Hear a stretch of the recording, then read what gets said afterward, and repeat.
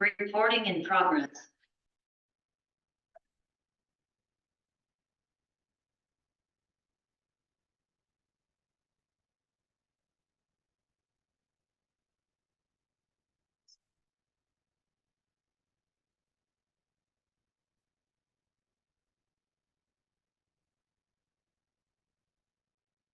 Good morning. It is Friday, March 8th, 2024, and it is 9:50, almost 9:58 a.m. We're going to call this meeting to order.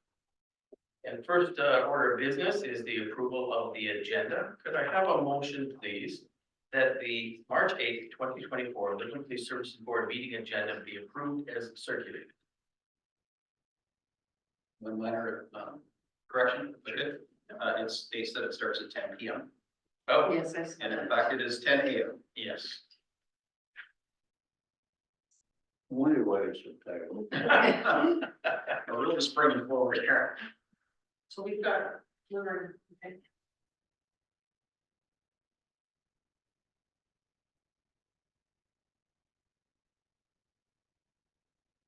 And do we have any declarations of a conflict of interest?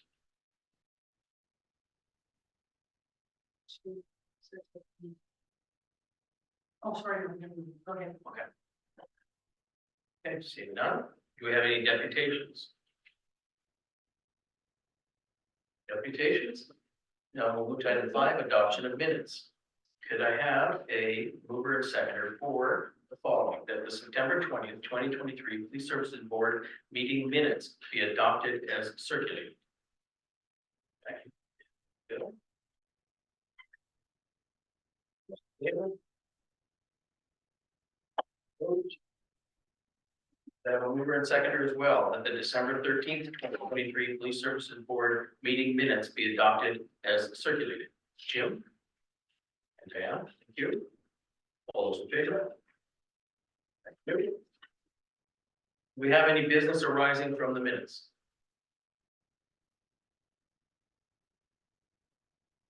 Seeing none. Inspector Pittman, would you like to provide us your third quarter and fourth quarter reports? Absolutely, Mr. Chair. Thank you very much.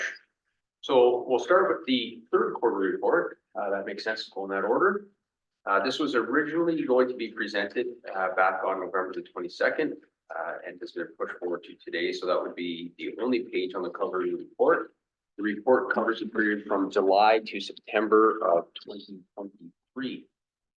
Starting off, we're looking at the community services report, matters of interest. Thank you, Worship. Here we have a photo of Provincial Constable Brady at the Canada Day Parade in Midland.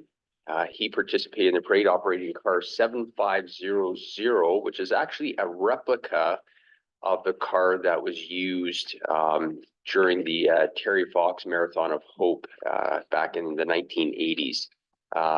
Interesting part was that Mike was already in his 20th year of policing by that point, and I'm not sure if there's a retirement acknowledgement in here for Officer Brady, but he ended up retiring later that year with over 50 years of service to various police services, but in the province. Quite impressive.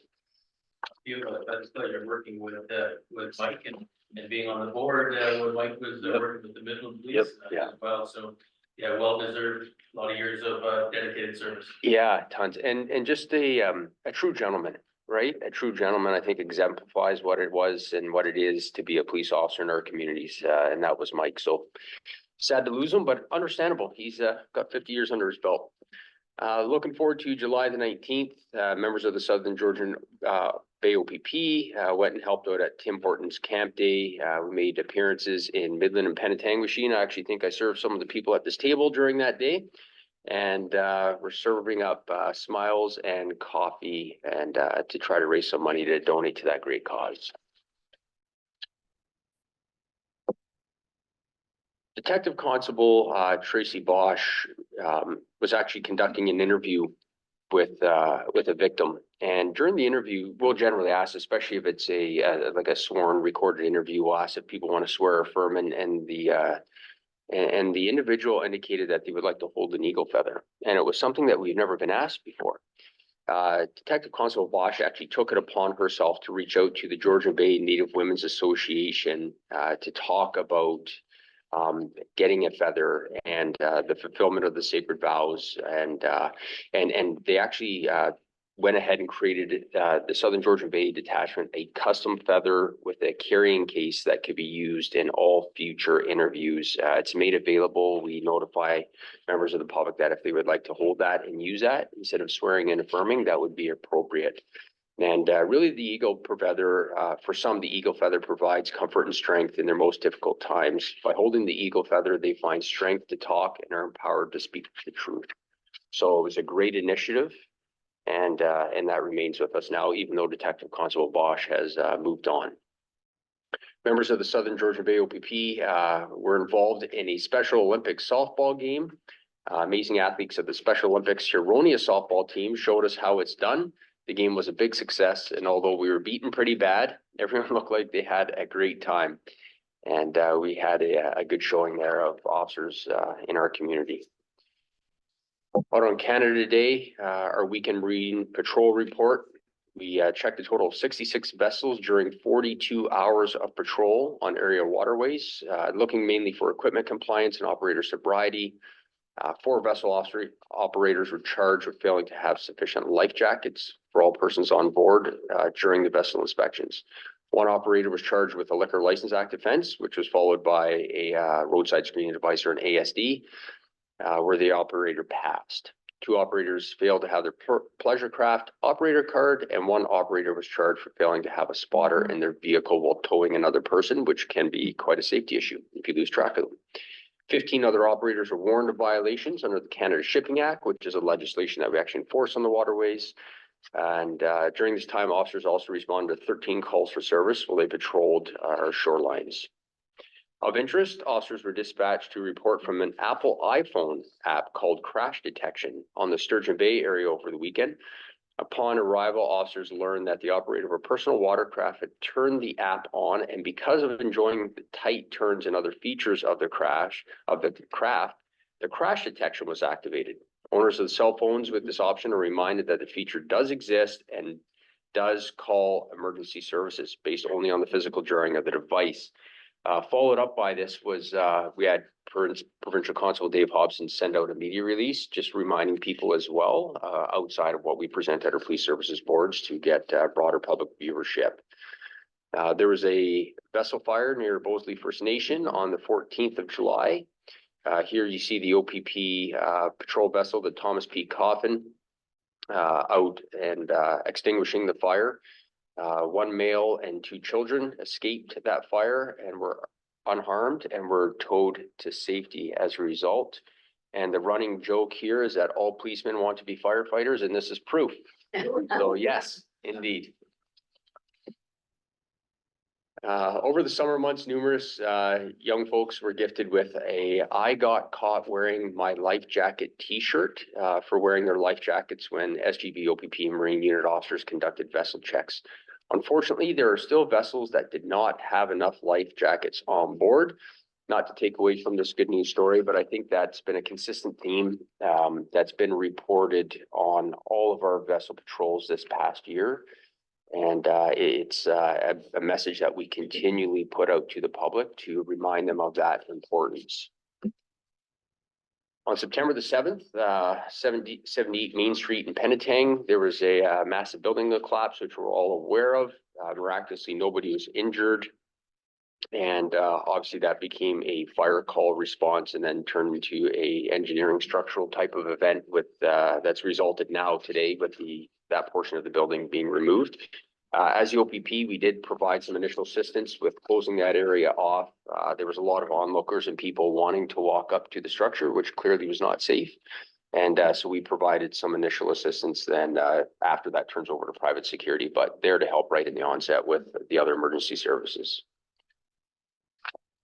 In July, an overnight wheelie ride past the Southern Georgian Bay Detachment resulted in a motorcyclist having his expensive ride impounded for 14 days and a 30-day driver's license suspension and a day in court. In August, a stunt driving act by a 38-year-old Perry Sound resident caught the eye of an OPP traffic unit on Highway 400. The lone G1 driver, already prohibited from driving, was traveling at 164 kilometers an hour in a posted 100-kilometer-an-hour zone, resulting in a 14-day vehicle suspension and additional driver's license suspension and time in court. September, 22-year-old Barry man was traveling at 145 kilometers an hour in a posted 80 zone on Highway 93 in Tiny. The drivers received a 14-day vehicle suspension and 30-day driver's license suspension. And lastly, a 17-year-old Penetang youth was observed traveling a little too fast on Main Street in Penetang at 132 kilometers an hour in a 60 zone. Unbelievable. Ouch. The youth was handed several provincial court appearances, notice for speeding, drive motor vehicle performed, stunt driving, failed to surrender license, and faces a 30-day driver's license suspension. So not a good news story, but does help inform, which we'll get into when we start going through the statistics here, especially the year-end report. I'll save my comments until that time. Looking at our statistics for our violent crimes, notable increases in sex assaults. We've been seeing that detachment wide, and these aren't necessarily strange for sexual assaults like a predator in community. Most of them are known, and it's concerning because they happen behind closed doors often, and so they're hard to detect and combat. I think one of the biggest things that as a police service we can do is raise public awareness and bring this forward. Shy of that, the enforcement becomes tricky other than following up after the fact and enforcing. Our assaults are down. We had one robbery during this time frame as well. And our other crimes against a person, which are your general criminal code crimes, are up by 19.2% from 26 to 31. You look at our property crimes, our B&Es are up slightly by 2. Our theft overs are up from 7 to 13. Our theft unders are up from 95 to 113. And this is the comparison, sorry, I should have clarified, from 2022, the same time frame to 2023. Having stolen goods is down, our frauds are down, and our mischiefs are down. I think, and then actually I'll make this comment after I finish drug crimes. Our possessions are down from 6 to 5. Our trafficking is up from 3 to 18. 500% increase in drug trafficking. So it's no secret. I think there's a couple things to note from those stats, and I think we'll also see them in the year-end report, is that there's no secret that there is a drug and opioid crisis that is happening in our communities. I think that the level of thefts as well are increasing, and it's not just locally, it's a provincial increase, which is also indicative of addictions, increased homelessness, and poverty. I think I'm safe to say, as a detachment commander, the community approach, which is a whole of community, a whole of stakeholders, not necessarily a police engagement on addictions, poverty, low-income crime, yes, but homelessness. I think we have a role to play, but it's not specifically a police issue to mitigate solely. I think what has to happen and what we're going to be committed to is something that we had a meeting on this week, actually, and Mr. Chair was present as well, is a review of our community safety and well-being plan, and is really looking at what the measurable action of that plan is. Rather than general concepts and ideas, is figuring out who is doing what and how we're actually contributing to community safety and well-being. So that's something that, as a detachment commander, I'm very interested in focusing on and adjusting our approach as police, and dedicating the needed resources to participate in this plan is something that I'm keenly interested on, because the enforcement alone doesn't fix the problem. It's a Band-Aid solution. So what measures can we take as a whole of community to address these issues? That is what I'm interested in. I'm interested in community safety and results for the people that live in our towns. So these numbers are indicative of a problem that's not being handled just by charges, because it's not addressing the root causes of the issues. And I think that's a fair statement. When we look at our clearance rates are up on violent crimes from up 11.1%. They are down on property crimes, albeit we're showing 15.8% in the year-end report. You'll see that they're actually a bit higher. And our drug crimes are down by 38.2%. I think that our total violent, our unfound calls for service are actually down as well by 25.9%. When we look at our traffic charges, this is for Southern Georgian Bay OPP as a whole. We are looking at a total of, for July, August, September, 272, 218, 122 in September. For 3 months, we essentially have a total of 612 charges. 416 of those are HTA, 17 are non-criminal code, 1 is LLA, and there's 178 other Provincial Offences Act related charges that would have been laid during that time. Same thing when you look at our big four, and on the year-end report too, we'll see a drop in our big four, of which I'll have a response for. Looking at our July stats, we're at 102 for big four, which are, speeding, seatbelt impaired and distracted driving. August, 112, and September, 49. Noticeable decrease in September for both of those reports on stats. And I think here's the honest truth to the board is that our members came through an extremely busy summer, higher calls than normal in all of our communities. And you know, at times we face staffing challenges depending on sick calls and other needs, other unexpected things that pull our people off the road. And I think that September, the stats are indicative of our officers being out there day in and day out, needing a breather and taking that time. And I know that community-wise, there's high expectations of which I'm fully committed to and engaged on. But I also think that the wellness and the mental health of our members also has to be at the forefront and the priority of what we look at as a board. I think that healthy members and with good mental health is also a healthy face of the OPP in our communities, and also goes towards better interaction in our communities in the work that we do. And realistically, as the detachment commander, I see that, and I have also spoken with members about that and said, you know, there has to be a time, especially after an extremely busy time, where we have a chance to breathe. And it's not that we're not out there doing the work, but I know that officers did take more time off and were coming down from that crazy summer that we had. So, and that's why we had the decrease. Motor vehicle collision types. When we look at our fatals, we're tied 1-1. Our PIs were down from 11 to 10, 9.1%, and our property damages were down from 76 to 72 at 5.3%.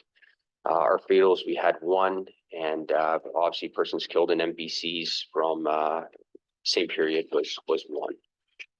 None of the MVCs were committed to any of the primary causal factors, if I can say that correctly, being speeding, alcohol, wildlife, or an independent driver. Not that they weren't, it's just that the investigation didn't prove that it was. When we look at public complaints, we had 2 for conduct, which have been investigated. We have a total of 201.75 cruiser patrol hours and 8 foot patrol hours. Openly, I will say I want to see that come up. I want to see more foot patrol and public engagement. And I think that goes hand in hand with the approach that I want to take with the community safety and wellbeing plan on getting more resources to that. And again, our MVCs, I'll just go to the year-to-date numbers. Comparison from 2022 to 2023 for property damage. In 2022, the end of September in 2023, we ultimately had 242, and we're down this year for 191. Our personal injuries were at 21 in 2022, and they're up slightly by 4 at 2023. And our fatals are 1 for 1. Then we have the call for service billing report, again, which I generally don't go through line by line in the interest of time. However, if there's any questions, I'd be happy to take them on that. I'll pause there for any questions before I move on to the year-end report, which I actually like the year-end report a little bit better because it gives statistical data over several years for analysis. It's not month over month by a year to year, which is a little bit hard to interpret. I think this report shows the trends a little bit better where we're actually heading as a community, and it helps me arrange detachment resources and really where our focus needs to be. But I'll pause for any questions on the third quarter. Thank you, Mr. Chair. Special note to I got caught wearing my life jacket program. It's wonderful. My 5-year-old granddaughter was out with her dad. She got a certificate for wearing, and it's still on my fridge. Because every time she comes to visit, she looks for it. She's so proud of that. And I think that's a wonderful program that teaches kids the importance of wearing life jackets. And not only that, it alerts adults as to have the right amount of life jackets in the boat. So thank you for that. It's a wonderful program. Thank you very much, sir. Thank you.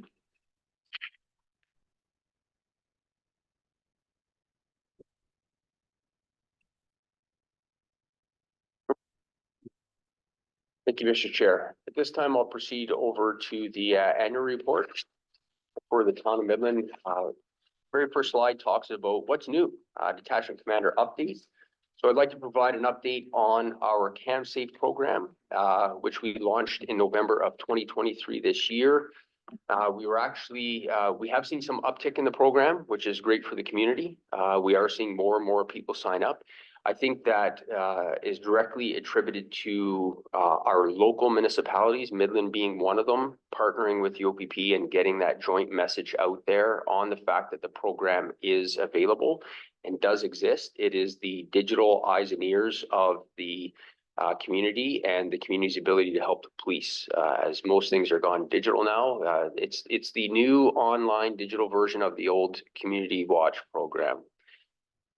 We did also set up a display earlier. It was actually in this year, in this physical. It was in February.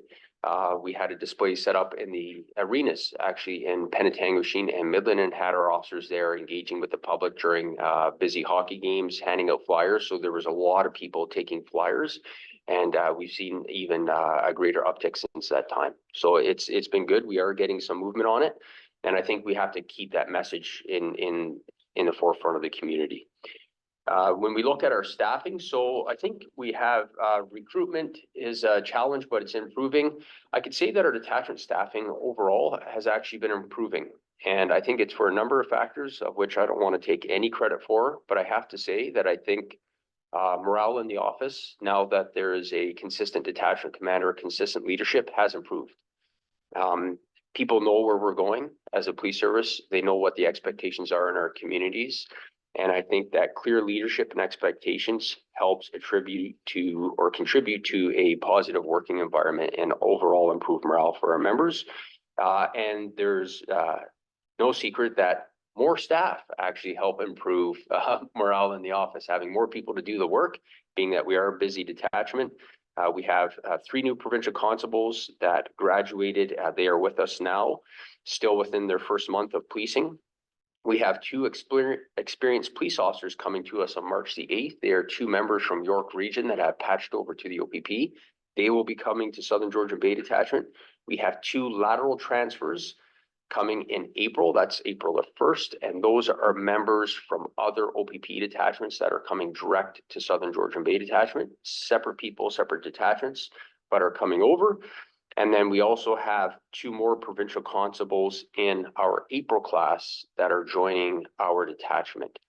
All in all, we have 1 lateral transfer out of our detachment right now that's pending. That will happen in April. However, that position has already been obtained and secured by our recruitment section for filling in the class after we get the 2. So our staffing right now is actually at an all-time high in recent years. And I think that keeping that momentum going, again, that healthy work balance, positive morale is a very positive thing. I also, are you familiar with the term staffing deployment model? Yeah, the board. So right now our detachment has an authorized strength of just under 100 members overall. And staffing deployment model looks at the future projected growth of communities, but also how our calls for service are trending. So it's data driven as well, which is an important thing for me to know as the detachment commander, to make sure that our data integrity is done properly, DARs are done properly, because that directly leads to an increase of our staffing that we require for our communities. Our SDM numbers are in excess of 134. That we need for the future policing of our communities as they grow. I would like to take all 134 right now, but we face one small issue is having all the space required. Right now, we do have the Midland downtown office for the OPP. We also have the highway office. I'm in the process right now of taking all of the frontline members from the downtown office here and moving them to the highway office. For several reasons, such as clear expectations, leadership, management by the sergeants, meaningful shift briefings, continued training. There's a lot of pros to having our members all under one roof, at least the front line. Downtown, we'll have our drug unit, we'll have our crime unit, and we're going to have our tactical, like our emergency response team response right downtown. That I'm calling the downtown office a specialized service hub. Ideally, the future vision is to have us all under one roof, which I know we have talked about as a board and offline as well. I think that looking at staffing deployment model and making that a reality is we require the facility first. So that's something I think that we'll take offline and discuss as, not take offline, but we'll just discuss it when we hit the OPP detachment board as a whole after April as a larger group. But I think that if we have the facilities to house everybody under one roof, we could get the staff and deployment model implemented faster here, is one of the trade-offs. Yes, sir. You said that the SDM numbers are going to be 134. Is that like projected for how far down the road? Next year after, 5 years? It was a 5-year plan, but that plan, I believe we're in year 2 of that plan now. So there will be a redo of that plan and a reassessment. So essentially they were saying, so 3 years from now, we would have required 134 based on the 2 years. Yep, based on the data analysis. They're going to redo that data analysis. So what they're doing is they ran a pilot project essentially in 5 detachments and implemented SDM. Part of the issue was facility structure. There wasn't enough room. There wasn't enough bathrooms. And when you look at occupancy size of buildings, so there were some issues with that as well. It was getting the required amount of cars, vehicles, and you'll see vehicles fleet is a challenge for us. And they're still trying to get caught up from the manufacturing slowdown during COVID. Because our car, like we have a lot of cars and right now the model with vehicles is 1 in, 1 out. So if we smash a cruiser up here locally, hit a deer or something, then we will get one. But other than that, they're not giving us more cars right away because they are just keeping up with the provincial model on replacing what we have, the old fleet and ones that get smashed up.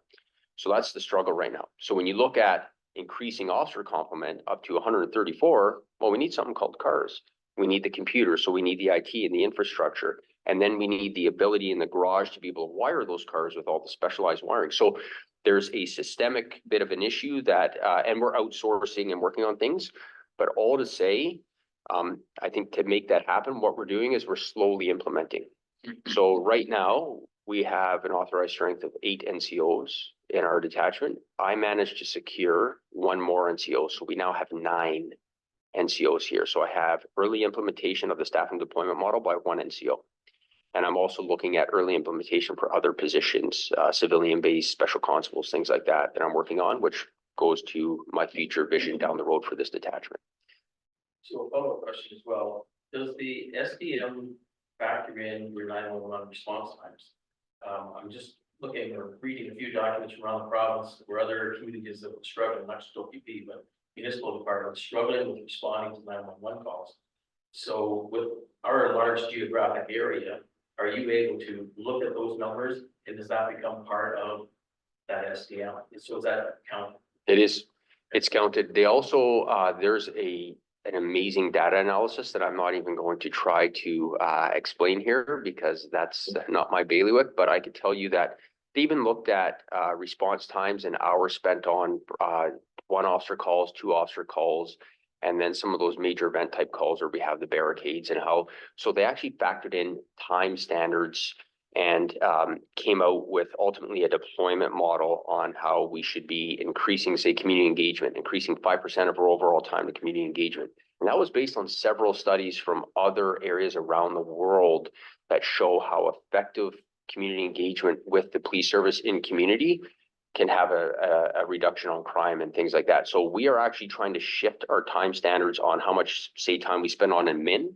So officers doing report writing, how can we offset that and have that as an admin role, get the officers back out on the road more and be able to dedicate more time now, say, to community engagement.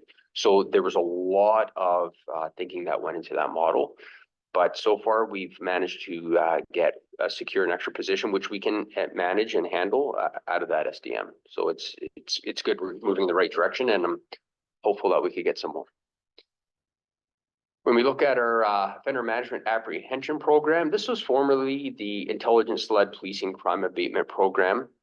And ultimately, the goal of offender management and apprehension is to hold offenders accountable for their release conditions and thereby reducing crime, supporting victims, and improving public safety.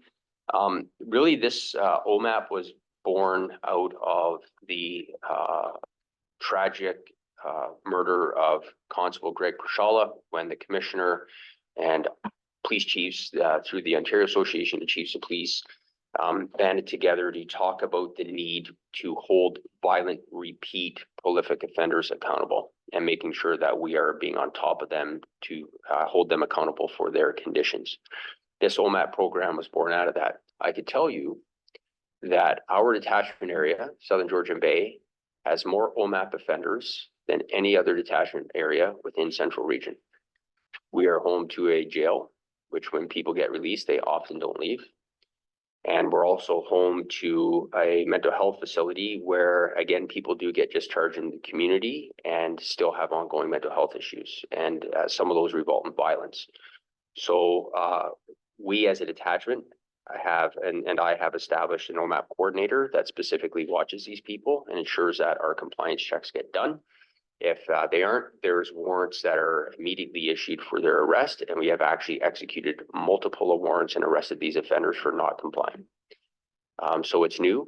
The technology in this program is going to be upgraded. So right now, we know who the offenders are. I could actually check them on my phone. It's an app-based technology and where they live and what their conditions are.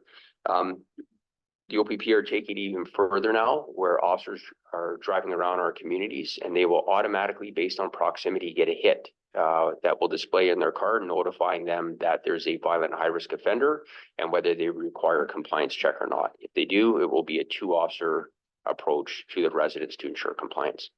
We are trying to work with the courts to make it a condition on the release that the offenders have to present themselves within a time frame to police at the door. We are having some limited success in that. There's an unwillingness. So that's something we're trying to work out because to be able to confirm that the people are there, they have to show up. So then it gets into, well, how do you know they're there or not there, right? And then it draws resources to watch this place. And so we are working through some things, but ultimately it's a new program and we've seen some local successes already. I've already talked about recruitment historically was a challenge. I have to say for the first time, I think, and I don't want to misspeak, but I think it's in the tune of 10 years that our hires are actually exceeding our retirements. So we have more people coming into the OPP now than we actually have leaving, which is good because we could start to fill some of those vacant positions that we've had a long time provincially. Now, despite the fact that our detachment is doing quite well for our staffing right now, provincially, there are still challenges in other areas of the province, particularly in the Northwest region. They struggle to keep people in the North. And there's a lot of initiatives that are out there right now, which I'm going to speak about after with my response to our dropping traffic statistics, which we'll see in this report. And how we're using them, but that's a Northwest recruitment strategy. So the size of the Ontario Police College classes are a bit bigger, and I think we in this next class have 109 people, which is quite a few officers that are there, and we're stacking all the classes. So when we look at our crime statistics, for the town of Midland specifically, this is over a 5-year trend, which I actually find useful. And I speak about how our calls were busy, and I guess I should preface that and said our calls kind of post-pandemic. When you look at our overall calls for service back in 2019 and 2020, they were a bit higher than we are right now in 2023. We're 12,937 calls for service this year. 52 of those are break-and enters, 22 were thefts of motor vehicles. Thefts from motor vehicles is up a bit over past years at 72. Our assaults are up. Our mischiefs are actually our assaults are even from last year. Our mischiefs are up from last year at 135. Our alarms are down at 263 from 282. Our 911 calls are down from 172 to 218. And our impaired and criminal code stats are up from 25 from 19. But when you look at the data analysis, and I don't know what happened in 2019, that seemed to be an extremely busy year for calls for service for the detachment, as did 2020. So what I see here in looking at this and is that we are starting to return to pre-pandemic call volumes. They're starting to come back up again in that range. Still not as alarming as we were back in 2019. However, I am seeing an upward trend in some of these issues. So, Inspector, just a couple of comments. So, the assault section, does that include sexual assaults, assault while in arms, straight assault? Straight assaults. Okay, so the only thing I would mention is that I think it would be nice to see a little bit more of the violent crimes in here. So there's only one section that covers violent crime, and that's assault. So it doesn't cover, even if it covered all assaults, sexual assault, assault while in harm, those things.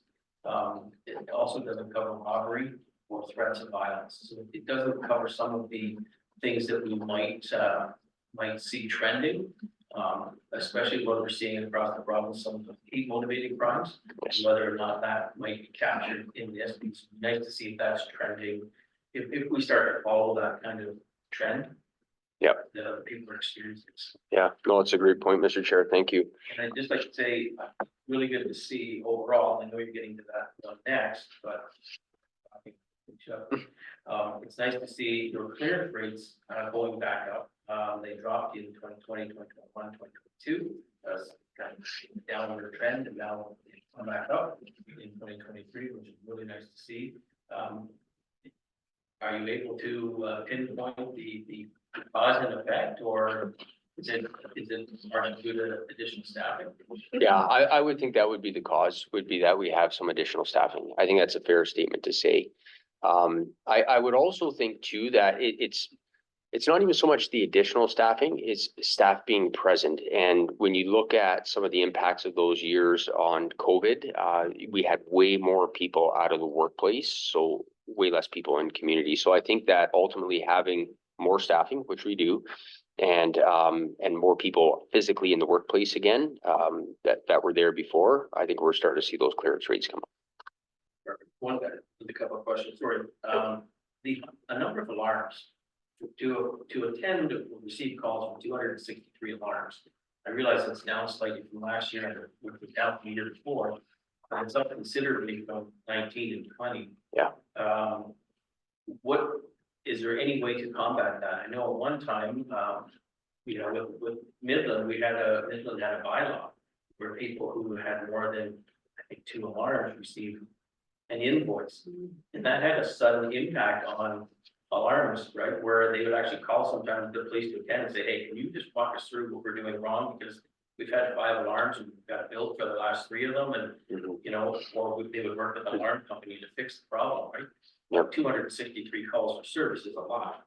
That is right, because it requires, like, our officers do attend them, and you're hitting on a very good point there, Mr. Chair. So I used to live in Thunder Bay, up in Northern Ontario, and of interest, police don't respond to the alarm calls in Thunder Bay. They may, if there's confirmed to be like a suspect inside, they'll show up, but there are private security companies that the businesses had to have a contract with to come and check their alarms. Otherwise, key holder could show up, the police aren't responding. So, the onus is really put on them for the protection of their business for an alarm response, being that most of these alarms are false. The vast majority, and I don't have the percentage, but I would say a very high majority of those are false alarms. They're not actual alarms. So I don't think, I know that we don't have a private security response team here locally, but I don't think that the billing is a bad idea either, because that is a billable call for service. So it is in the billing model of which the broader community pays for false alarms. So perhaps a bylaw could help drive those numbers down even further, of which I don't have an issue with. I mean, I think, I know some businesses that have cameras inside on top of their alarms, so they could quickly check to make sure there's nobody inside and cancel the alarm right away before it gets dispatched. They'll ask to be called first. And those are some mitigating strategies as well that businesses could take to avoid a potential fine in the future if that's what council sees fit. I was just gonna comment that, having dealt with alarm systems in my previous job, sometimes those alarm companies need to be more accountable for what's going on in these businesses with the alarms just randomly going off or that kind of thing. So the fact of making it billable might kind of put more onus on the alarm companies to get them fixed and working properly, as opposed to. There is a bylaw in effect for businesses, I remember us. Yeah. 1, 2, 3. So how does that get reported? Did they rely on the police to report that to the town, or?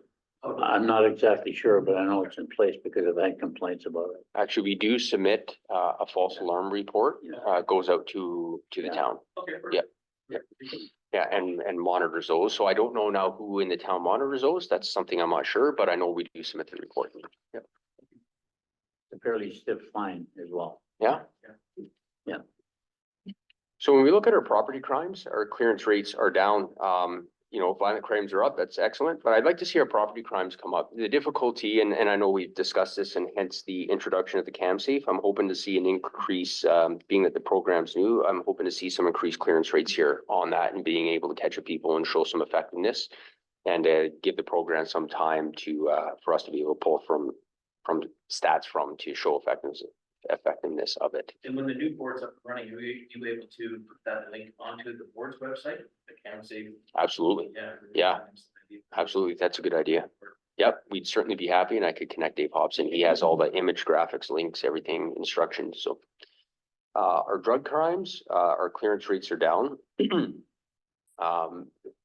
think I know exactly why, is that we were having not a large provincial issue. It was more around the GTA on carjackings, and it's still happening. A lot of carjackings, and we are seeing them actually creep north. Nottawasaga detachment's been hit. Caledon detachment's been hit. We've had officers hit by cars. There's been shooting as a result. So there's been numerous issues. So that crime is creeping north. But what happened is provincially there was a carjacking task force put together.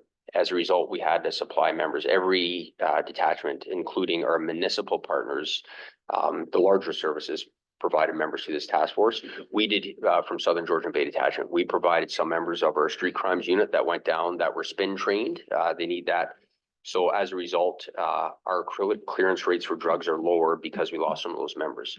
With that, as the detachment commander, it's my responsibility to now get those numbers back up, replace those people.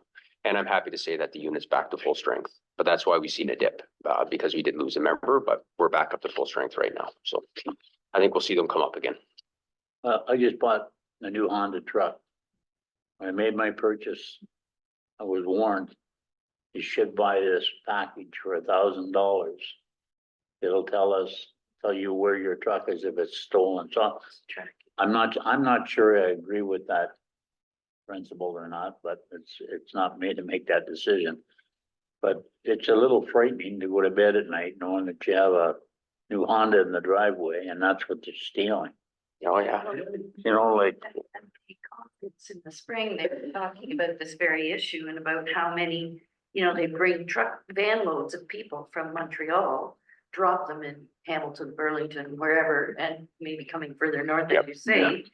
And they know this is going on, and yet they've got to crack down at our borders at Montreal, where these cars then get taken back and put on ships and they're gone out of here within 48 hours or 24 hours.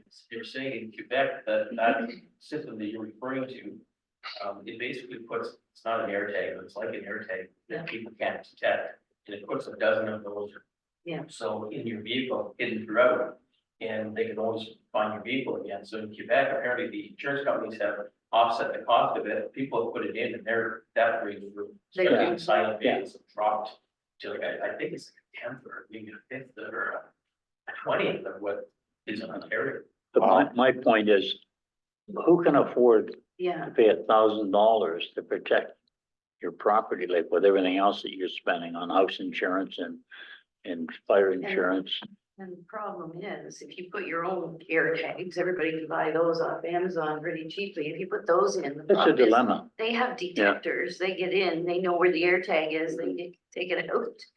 But Have you ever anyway, seen the videos and the pictures of how they do that? They generally walk up with this like high power receiving antenna and they have a computer Yeah. that scans for your key code. So it Yes. kind of penetrates your house, scans a key code, comes out, they have Yeah. the programmer and get into your car and they're gone. So there's, you're gonna see it in the media. Dave Hobson's actually gonna put it out. There is going to be some protective bags that you could put your keys in. Like a Faraday. Yeah, like a Faraday bag to protect that. And so we're not seeing that here locally. We don't have, we have no crimes right now with the big antennas. Cool. But one of the things that I said in discussing this with Constable Hobson was, let's get ahead of it before it becomes a problem. So if we can be proactive as police, and this does come here, and we could get these things in the hands of the community members, and once we run out, to let people know where they can get them, because I'm sure we won't have an infinite stock, it will be finite. Then at least that way that individuals that want them can have them, and keep your nice Honda in the driveway. No, Now, I with any luck, at least from that. I could have purchased one of those bags you're talking about for $200. But Wow, It's like that. Faraday, yeah. Yeah. But they were talking also about working with the car manufacturers to see if they wouldn't implement putting that in their vehicles like when a, they're being yeah, built. like a secure The system so it only can't be problem read. with that is, I mean, there's gonna be pushback from some people who already don't like being tracked and feel they could be tracked around the province when they're in there. You know, I'm just, that there are Yeah. people that There's are, Well, It's like, if you want to track me, go ahead. yeah, yeah, Yeah, exactly, you can follow it on the phone anyway. Oh, yeah. But I'm just, but it would be a good idea to have that just done right at the start. yeah. So that those cars are traceable. It doesn't stop them stealing them, mind you. Somebody tracked their car and it was in Malaysia or in, you know. It got on the shipping container, Yeah, it was gone. yeah, it's gone. To your point, Counselor Downer, I could save you $200 when that initiative drops, come by the detachment, grab one. Yeah. Oh, they're in you know, stock. and you're talking to a guy in the last 2 years. Forgot to lock his vehicle. I've lost a Yeti cooler, Yep. a $400 cooler, gone. Fishing rods and reels, gone. Lock it or Life lose it jacket. is true. You know, it's my own fault. Lock it or lose it. Yeah. Yeah. lock it or lose it. Your worship, So those Faraday bags, you can get those on Amazon for like $14. Oh, wow. I've got a couple hanging on my front door and I put my key fobs in them. smart. There's a little pouch. There's more, there's boxes and ones you can spend more money on. Don't pay $200. They're under Oh, I $20 wouldn't. on Amazon. I- And if there's gonna be a deal from OPP, even better. Yep. To your point about the, lobbying the manufacturers, I sit as part of a caucus of all the mayors that are, of municipalities involved in automobile manufacturing. And of course, we have a parts manufacturing section here, so Midland has a voice at the table with some of these big municipalities. And that is, we have an entire section dedicated to every one of our meetings about where we are with lobbying the province and the feds to make changes, not only to better enforce and investigate and staff up more, which we're seeing some successes on, but also to urge the manufacturers to implement not only devices that'll track, but it'll actually kill a vehicle. This could be something like turn off the engine. This can be something where if the vehicle's involved in high speed pursuit or it's being carjacked or something like that, this is a signal that no different than, you know, you press the OnStar button or whatever, they can send a signal to turn off the fuel pump, for example, Right. bring the car safely to a stop. So these are things we're lobbying manufacturers to put into their vehicles. But much like anything, nobody wants to be the first. You know, we can virtually eliminate things like ATM shoulder surfing where people steal your code. If they had a scramble pad on the screen, it was a digital keypad rather than a physical one. The numbers are in a different spot every time. Someone watching over your shoulder would be able to see or recognize what your pattern was. There's a lot of ways to defeat some of these common frauds, but nobody wants to be the first. Well, or have the expense of doing it, right? Yep, and then even things like drive off from gas, every time the gas price, you know, increases, we start to see it increase in people filling up and leaving without paying. You know, that's very simple. You don't get gas until you pay at the pump, or you go in and put a deposit. You see that Everywhere in the States. everywhere Oh, in the yeah. States. And there's still an unwillingness in Canada, from the major retailers to do that, because it's inconvenience or to their customers. No one wants to be the first guy to do it. So to your point, that's something that, in the auto sector, that the auto mayors, we gather twice a year. It's a big part of what our lobby is. Because you're right, this is a highly preventable and easily mitigatable, but it needs the will, from the manufacturing sector. And they're inspired to make more cars and give you a replacement when yours is stolen. So, It's also a lot to do with amount of people we have that can staff for our border services and so on to be checking, like, there's no reason they can't check for those vehicles on those shipping containers and so on. That needs to be done too. And whoever designed making keys that are just electronic, that you just have to carry in your pocket, and go back to a key that you actually have to turn. I don't like Actually, have to those. use. But it just makes for easier crime, I think. But anyway, Sorry. sorry, we No, don't. no, it's okay. It's, your worship made an interesting comment on, you know, if a vehicle fails to stop, that you could just zap it. I have to say that's not a bad thing to lobby for. We are seeing an increase in fail to stops as well. You know, I gave that, community service, report here earlier on the person that pulled a wheelie in front of the detachment on a motorcycle. I'm surprised they stopped. A lot of people aren't stopping anymore. And the courts have ruled, and we've actually had officers charged in pursuits where there is no reason in the court's mind why they see the police chasing somebody in today's society. It is way too great a risk to public safety. Because the more we push, the more the person will push. There is a different mindset down in the United States. You know, I know that the police will chase down there until the vehicle stop one way or another. And the onus is placed upon the criminal for not stopping for the police. It's not so much of an onus here in Canada, where it's viewed that don't chase them and then it's not a problem. The issue is that as increased victimization and crimes happen, we are now backing off of pursuits. So it just allows for offenders to do things, simply not stop for the police, and they know we won't chase them. So I think other strategies, as you're suggesting, will be welcomed. And I'm sure that if there's a need for statistics to help support the need for those interventions, they can be obtained. So I just want to offer that for your lobby group. So I'll get back on track on the report. These are the crime clearance rates for the entire detachment area. So not so dissimilar to almost the rates for Midland specifically. Our property crimes are down a bit and our drugs are up slightly for the detachment area. In looking at trends though, I think we're a little bit higher, lower in violent crime from 2019, but we have been trending up over the last 3 years. And our property crimes clearance rates for the detachment. I could say that we're undergoing a data integrity review right now. So going through our data, making sure things are properly UCR classified. So in fact, these crime rates are a little bit higher, or their property rates are a bit higher. I know they're over 20%, but at the time that this report was printed, it's 18.7. So we're still moving up, I think, over the last 3 years overall. And our drugs, again, we're down. I mean, up from 19, but down over the last 3 years. And one of the things that I'm focused on is seeing more drug enforcement, more warrants, more doors, more people being held accountable. And I think as of late, you've probably seen more media releases come out about drug warrants and doors being hit. It's because the unit's back at full strength. So I could just speak to that, because that is probably, aside from, speeding, general nuisance things, the drug houses, we'll call them down, that are well known to the neighbors and police. We're constantly encouraging people, I constantly encourage people, make sure you log the call.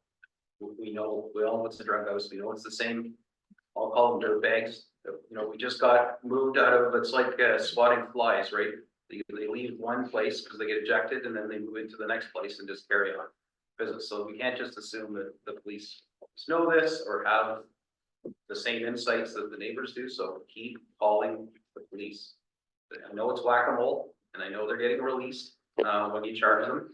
I was going to speak to this earlier. One of the challenges with the catch and release, issues, it's easy to put the blame really on GPs and the justice system, but the reality is that our jails in Canada are at 134% capacity right now. So unless there's a willingness by the federal government to spend the money on building more jails and become more, incarcerated, which isn't really our way in Canada, it's big business in the US.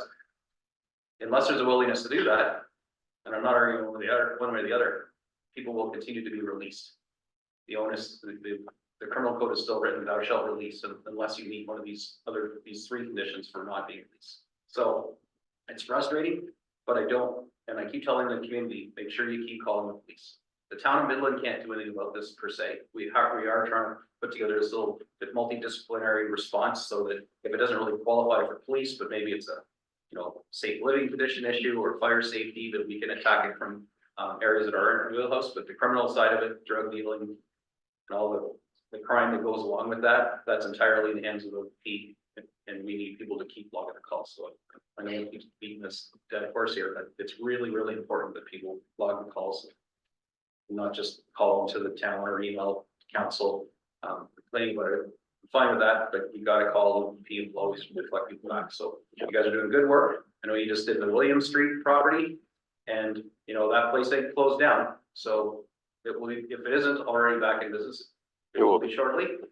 And you'll just have to get the evidence to hit it again and just keep hitting it until then they move to the next place. Right? It's this place right here, unfortunately, because we don't have the ability to pull people in jail, and there aren't enough jail capacity for people in remand or even people serving sentences. So there's a whole big problem here that isn't easily fixed. Yeah, you bring up a good point, Your Worship. I think it's almost like we were talking about earlier, right? About increased poverty, homelessness, addictions, but what are the underlying root causes, right? And I know we had a chat in income. It's low education, low income in this area as compared to other parts of the province and even communities near around us. So it's an issue locally that drives, I think, some of our problems. But you're spot on. One, we need to call the OPP. People need to log it. That also helps us with calls for service and what we're responding to for staffing deployment model down the road. So it's a cause and effect. So I do fully agree with that. I think it helps us in the long run. But I think the frustrations experienced by community are also experienced by our officers. So in the last 5 years, from 2018 to the end of 2023, we laid over 20,777 charges as a detachment. 45% of those charges have been withdrawn by the court. 45%. So when you look at that, I know that the courts do face challenges. They face staffing challenges. A lot of the times they can't get justices of the peace to sit, judges to sit.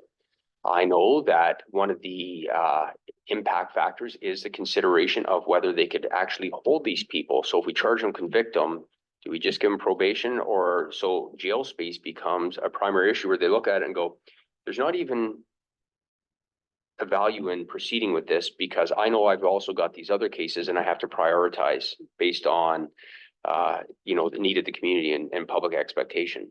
So I understand that our Crowns are in a bad position. So really it's not finger pointing at any one area. I get that it's a part of a larger systemic issue and the need for better staffing, better funding, more jails, if that's even the answer. But I know that the frustration trickles back down to our members who have caught and released even in the last month. One offender specifically comes to mind, multiple times, even assaulted 3 of our officers and is released after. And it's just a catch and release, and they haven't been held in. I think they've got 27, 30 outstanding charges for the same thing, for thefts from our businesses. So you can walk around and ask the businesses who it is. They'll know. Banned trespass from almost every business in town because of the repeated thefts. So And then they just laugh because they know they're just gonna get released. it's a part of a larger systemic issue. So your worship, you're spot on. We feel it, we see it as well. And I know that council in Penetang actually wrote a letter about it and sent it up to justice to have some action and included those statistics. But I think it's that lobbying and that pushing, that's really, how else do we position it, right? So we're spot on. I think, yes, I didn't talk about this when I flipped the page. Our collisions, so this is town of Midland specific. Our fatals are up overall. We have 3, the highest this year in the last 5 years. Our personal injuries have also crept up over the last 3 years to 34. Overall, our number of collisions are down from last year, our property damage collisions, but are up from 21 and 22. So we're on a bit of a rise. I see the biggest rise here ultimately in our fatals and causal factors with collisions. I know that our stats that I went over didn't say that speed was a contributing factor, but I personally, I think that safety equipment, speed are always causal factors in collisions, right? Why do people go off the road in the winter? Well, it's not because the roads are, yeah, it might be because the roads are icy, but how do 500, 1,000 other people drive by you when you're in the ditch and not do the same thing that you did? Because one, you probably weren't paying attention, or you're driving fast, or you're doing something like that, right? It's driving behavior. We have seen an increase in our speeding complaints and driving behavior issues out on the roads, which I'll address when we get to our stats. Overall detachment, Southern Georgian Bay collisions, our fatals were up as a detachment overall to 9 from 7 the previous year. Our personal injuries are up as well over the last 3 years to 86, and our property damages are down from last year, but up over the last 2 years from 2021 and 2020 as well. So similar trend. We're getting ebbs and flows in there on our crashes.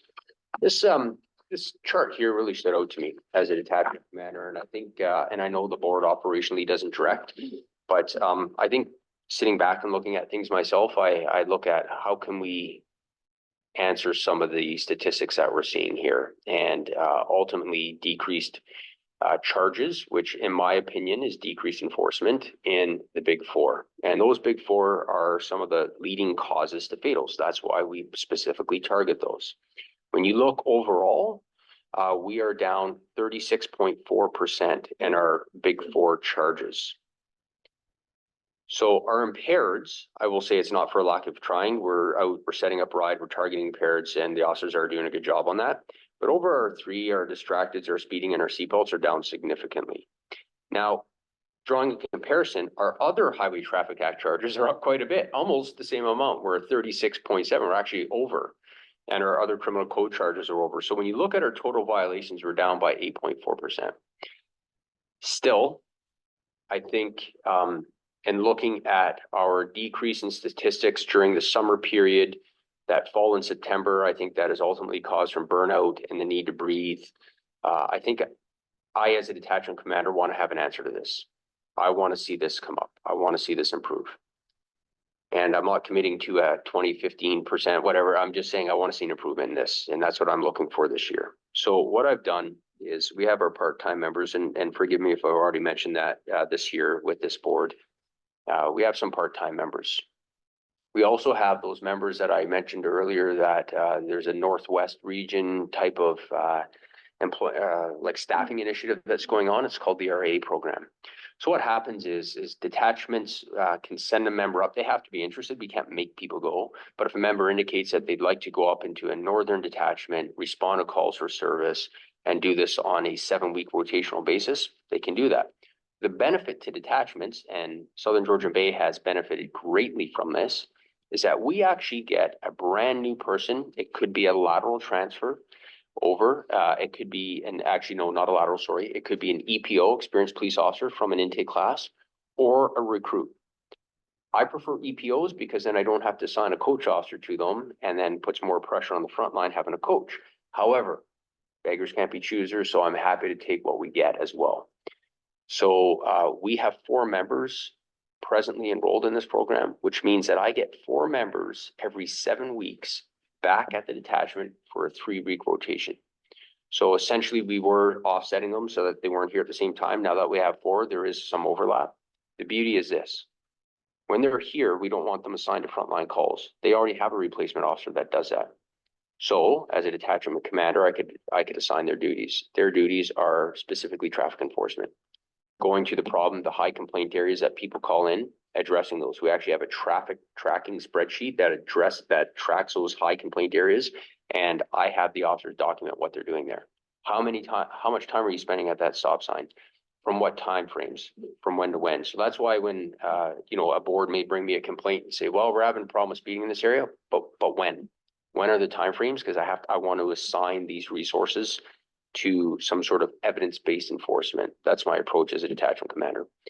So I have the 4 RA members, plus I have 2 part-time members that I will assign and have assigned to full-time traffic duties.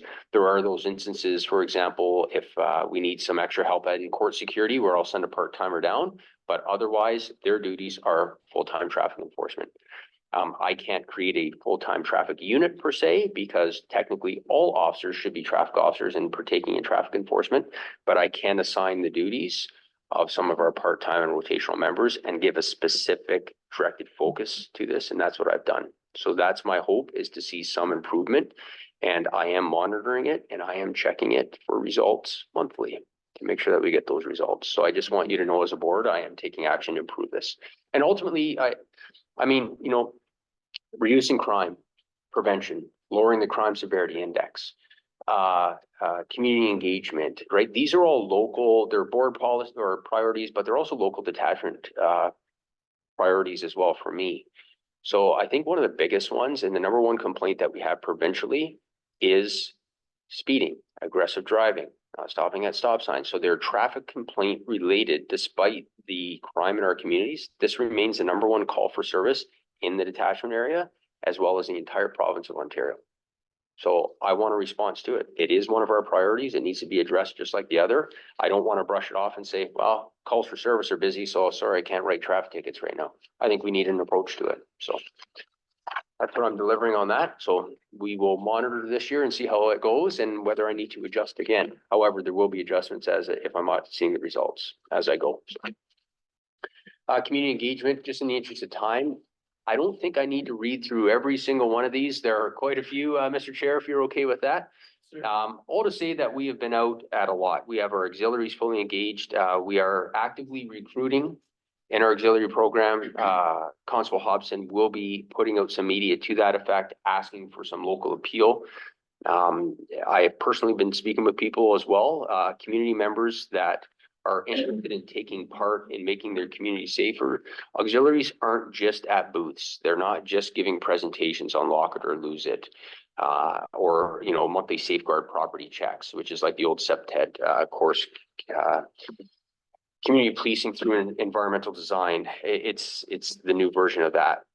They actually do get out in cruisers as well with our officers. I am actively promoting that within the detachment for our auxiliaries to get out, to become involved in community safety. They could also help with things like traffic control at crashes, so I don't have to tie another officer up with that. So we are looking to increase our complement.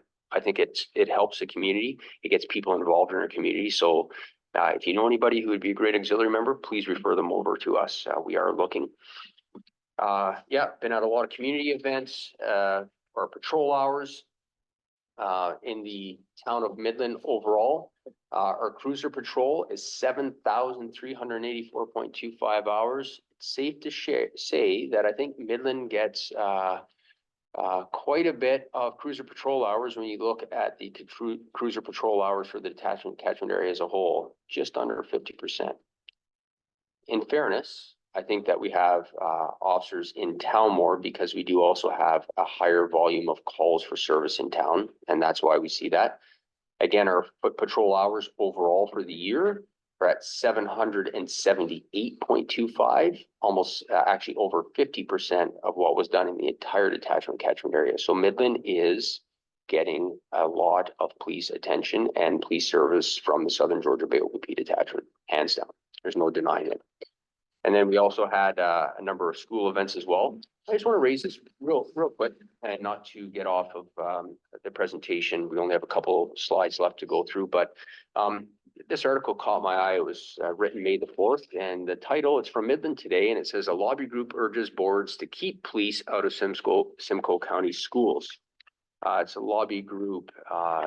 They are a Canadian group. I'm just looking for their name here. It escapes me. Policing Free Schools Canada is the name of the lobby group that wants to keep police out of schools. So I can tell you in our 21 schools that we're responsible for in Southern Georgian Bay, we are still welcome in the schools. We're not having issues right now.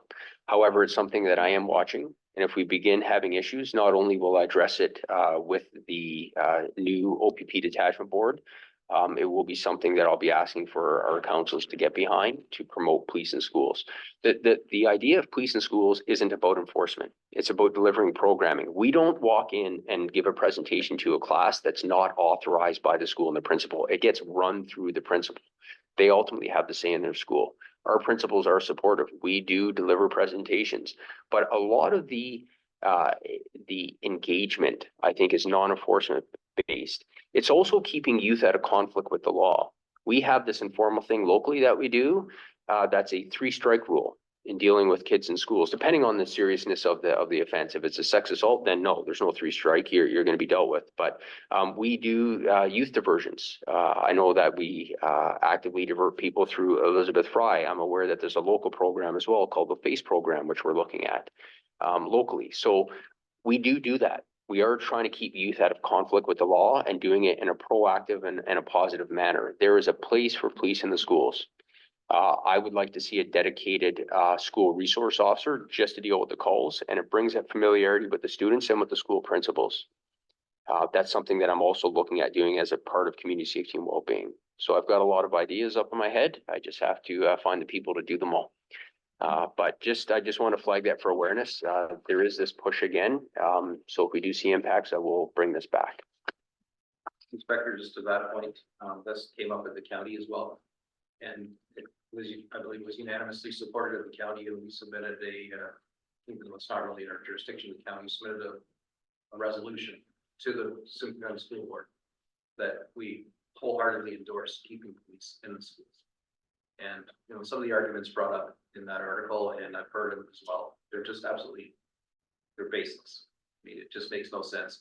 Yes, an educator, a trained educator who isn't a police officer could deliver these programs, but not with the context that a police officer who's also a trained educator delivers those programs. And the fact that, you know, that regular teacher that teaches phys ed now is going to teach about internet safety isn't a cop. And so, and they're not in uniform, and they're not wearing a gun, and all the use of force options and all the things that kids are either attracted or afraid of. And so they don't have that ability to start normalizing the relationship that the police officer is just a person. You know, there's a dad or a mom, this is their job, this is what they do, and not to see them as a threat or a danger. So all the things that these groups argue for, they effectively make the argument against what they're standing for by having those police officers included in schools. Anyway, so from my perspective, I mean, we've already done it at the county level. If there be merit, even symbolically, in bringing it to our council to endorse, I'd happily do that. But the upper tier has done that, and I think CTV actually interviewed me right in these chambers a little bit they did about this, only because I had something to say at the county meeting supporting this. So long and short of it is, if there's ever a need in the new detachment board or council, if you ever get any pushback from any of the board in Simcoe County about having police officers in schools, please let us know, and I'd be more than happy to get consensus from council to take a unified stand that either support or don't having police officers remain in schools, engaging with their kids in the formative years. For sure. Thank you, Worship. I appreciate that, and we will for sure. And looking at policing our waterways, I think is up next. Ultimately, we're responsible for policing 1,200 square kilometers of water. That's quite a bit of water. We provide marine services from mid-April to October. We don't have 11 marine trained officers now. We're down a few officers. Just by virtue that some of them have moved on to other specialized programs and services within the detachment area ultimately. But we do have 4 vessels ranging in size from 14 to 32 feet. We are a full-time program locally. We do have 4 full-time marine officers that are out, and that's their primary function. The only time that will change is when we have a spike in priority calls for service. I will pull one of the boats. We like to have 2 out. I will pull one off the water to respond to community need. A lot of what our marine officers do, and not to take away from the value of it, is proactive, which is good because I think it helps fix things before they get off the ground. But when you have active calls going on, especially those involving violence, we need a response, and I need the people to do it. So I do make that decision at times as a detachment commander to pull them off, and it does affect our hours. In 2023, we logged 1,448.25 hours and responded to 175 calls for service, including charging 7 operators with impaired operation and 12 others served with warrant range suspensions. So our marine officers are out there, they're engaging, and they are doing a great job. And that program will continue this year. I have no intent on changing that, and I'm happy that it exists. So I want to make full disclosure before I read this slide on snowmobile patrol. I will not commit to having more hours this year on the trails. Okay, so when we review this year end, I want no questions about, hey, why are your hours down to 5? You were 71 the year Yeah. before. Yeah, so we did get out. 2 days. Right, I think it's pretty fair. We did get out, actually. It was funny because we make a snowmobile snow machine schedule in the detachment. We actually have officers assigned specifically to MSV patrols because we do have so much of it here. And so given the warm weather, we ended up putting some officers out. They did a great job. Got some great numbers for, I think, the 2 or 3 days they were out, and then the snow melted. So then we got that crazy snowfall again, that big influx. So we quickly, because we said, well, scrap the schedule, let's put them back on platoon. Well, we got that snowfall, so we quickly scrambled. Officers willingly changed their shifts and agreed and came out, and we got the skidoos out again. But yeah, I don't think that we're going to have near the same stats, albeit we will continue to support and set the MSV schedule. A bit of a rough year for sled owners, I will say overall. Where we're heading, right now, the 2023 to 2025 detachment action plan has been approved. I am working through the process of having that posted online, so it can be viewed. I think, and looking at the implementation of the OPP detachment boards, one of the things I've committed to and will remain committed to is a review of that detachment action plan. I know it's set, it goes to 2025, but I think in fairness, we need to review it as a detachment board to say, are the priorities and the things that are suggested in the plan still relevant now that we're a one board? I would think that they are. However, there may be things that we want to put in or change in there, especially with respect to, I think, our approach to community safety and well-being, how it's going to be adjusted this year. I may want to revisit that part of the plan, but I am willing as a detachment commander to do that with the board. I understand the board is an oversight body, but I also see my role as directing the operations of the detachment, but I also see it as working with the board because ultimately I think we're trying to achieve the same thing as a board, which is community safety. So let's work together and let's review that plan and make sure it's working for us. And I'm fully committed to that. Our detachment board, no secret, April the 1st, it's right around the corner. And still more to follow on that. I know that there will be new reports on the statistics that we present. I've had some input to say that I like the data trend, and that's been feedback from some board chairs, which is great feedback. That I've taken forward organizationally to say this would be helpful. Month after month doesn't really show me a lot of really where are we heading as a community. I think that longer trend line says, hey, we have continually been trending upward over the last 5 years, or there's some ebbs and flows, but we're still moving up. I think we got to look at how I deploy the resources and address that in community. That's helpful to me, so I want to see that in the new reports. I haven't seen a version of those yet. People-centered leadership is just going back to, I think, my approach in the detachment with how I'm dealing with our members, recognizing that police officers are people. When we take this uniform off, we look the same as everybody else in community. So our officers have personal life events. They have struggles like everybody else. And I think that looking at our officers that way, being supportive of our members and meeting their needs as best I can will help ultimately those officers and their interaction in community and their engagement and their zest for the job will improve. So that's something that I am very interested in, and as a part of my job is to make sure that our members are healthy so our communities are healthy. It's as simple as that. We have the ALPR technology in the cruisers right now. That technology, if none of you have ever seen it and want to go out on a ride along, let me know. I actually went out and for an afternoon and said, show me this new technology. When I was a frontline officer, it was radio only, and you stop cars because there was something up, right? So you stopped them and got into an investigation. This ALPR puts it on a plate in front of you. Wow.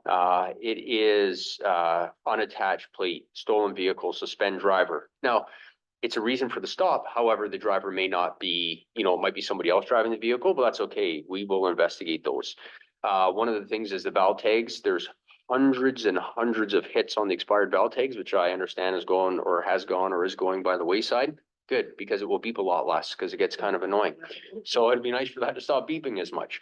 But that ALPR technology is amazing. In the time that I went out, we had one suspended driver and pulled plates off of another vehicle. And that was in a very short period of time. But the ALPR zooms in on the plate, shows a photo of the vehicle and the issue right in front of you on the screen. There's no denying it. So it's like, oh, yeah, there's a car, wheel around. And so it's effective. That technology comes through the in-car cameras. So all of our cruisers have in-car cameras, at least all of the marked cruisers in community, which is great. And we are seeing the rollout right now of body-worn cameras here in Central Region. So there is an implementation team. They are working on it. So in the future, you will see officers walking around with a camera mounted right to their chest, keeping all interactions with the public, which I openly welcome. I think it will help resolve some of the complaints that come in. And I'm not saying that all the complaints are frivolous. At times there's merit to the complaint. However, I think that when they are frivolous, it quickly resolves those and doesn't drag out an ORPD complaint with a member and put them through that if they haven't done anything wrong. So I think it will help support our members, help collect evidence, support investigations. It's a great tool and it's coming to us here locally. And that is a conclusion of my report, Mr. Chair. Well done. Other than the call to service building report, if there's anything. Quick one, I've had a couple of residents engage me over the past year since we made some changes to the Trans-Canada Trail. And we're allowing pedal assisted bicycles basically, so like an e-bike that's a pedal assist. But the regular e-bikes, the ones that look like motorcycles or mopeds or whatever, aren't allowed on the trail. We have put some barriers up to try and trailheads to try and make it a little less convenient, but it's impossible to get around those. And we had to make them wider so that people on mobility devices can get through, which basically really, other than stopping a car, they're not going to do anything to stop these larger things. So the long and the short of it is, people on these devices that shouldn't be on our trail, they're breaking a bylaw. Of course, a bylaw doesn't have the authority to compel people to pull over or to produce ID and give them a ticket. That's really a policing role. When policing our trail, I mean, I say tongue in cheek, like it's not really a high priority for you guys. Even though when I'm talking to residents, clearly when they see things speeding down the trails that shouldn't be on there, there's an expectation, there's a rule, a bylaw, where's the cops, right? So I committed to asking, is it a realistic expectation? Could it become part of the plan in the summer time, because it's not a big deal right now, to help us with enforcing speeds to a certain degree, and it's not a highway under Highway Traffic Act, but general safety and vehicles that shouldn't be traveling on our trip. Is that something that's within the OPP's wheelhouse realistically? And if it isn't, then we really need to look at whether we should repeal this bylaw because it's unenforceable and it's only for the people that go along. So I committed to bring that up next time I saw you, and it was today. So I'm really just looking for the realistic, honest to goodness answer for the people in the community, and then as a council, we'll have to decide what is realistic when we're setting these rules.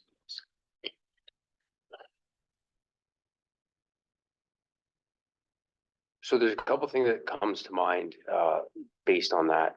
Is it within the realm of the possible? Yes. But is it really gonna get the attention to make a meaningful impact? No, I don't think it will. Based on our calls for service and the way that the community is trending and a lot of the increased issues that we're seeing with the thefts, calls for mental health and homelessness going through the roof, and I'm assigning resources to that. One of the other issues is that, yes, we do have pedal bikes at detachment, but if somebody's on an e-bike, we're gonna be like in a high-speed, low-speed pursuit where we're chasing them on pedal bikes and they're burning away on us, which could actually be entertaining. Not for the community, albeit, but, yeah. So do we actually have the enforcement measure to catch them and stop them? And no, we don't. I mean, we're seeing an increase in cars not stopping for us, let alone e-bikes, right?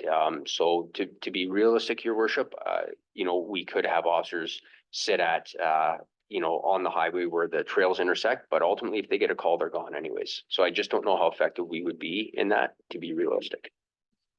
Okay, so then maybe some advice that I can bring back to council that, when we have a bylaw that tries to set a speed limit on a trail, or we have a bylaw that restricts certain types of vehicles on a trail, is, other than making everyone feel better about saying we have a bylaw, is that realistically something that,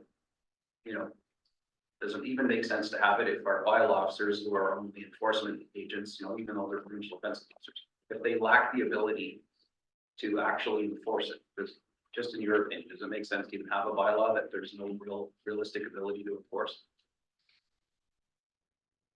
I don't put you on the spot. I didn't. Yep. But no, it's a fair question, but I think so it's almost like putting an in and out sign on a door entrance to a building. Only the people that are actually going to follow the rules are going to follow the bylaw. The people that aren't going to follow it regardless, right? So Yeah, whether you have it in place or not. that's right. So to some respects, the bylaw could be a deterrent for the people that will actually follow it. So you would see a reduced amount of perhaps e-bikes. Whereas if you lift the bylaw, you might see an increase in them because people go, well, we're allowed now. So it can be a deterrent, but only for those people that are willing to follow it. But from an enforceability standpoint, no, it has no teeth. You can't enforce it. So if it's ignored, it's ignored, really. So I think that's, yeah. It may Mr. Chair? It may be a impact. If we're people who can't operate this higher And you cover. speed equipment, so should someone be injured in that case, Mhm. it might play a role. I imagine. Yeah, and it would have some deterrent aspect, again, for those people that would follow, so, yeah, perhaps. But I see the other side, your We're not worship. gonna see OPP officers, Patrolling. patrolling on, regulating our bylaw about, big size e-bikes on our trails. That's not a realistic expectation. No, I could ask officers out on bike patrols and patrol the trails, but really to make a meaningful impact, no, I don't think so, Okay, fair to be enough. fair. Yep. Thank you. Thank you, Mr. Chair. They have two motions. First is that the third and fourth quarter reports is presented by the South Midland Bay Cabinet Manager. You received information. Can I have a move in a second? All those in favor? Good. And following that,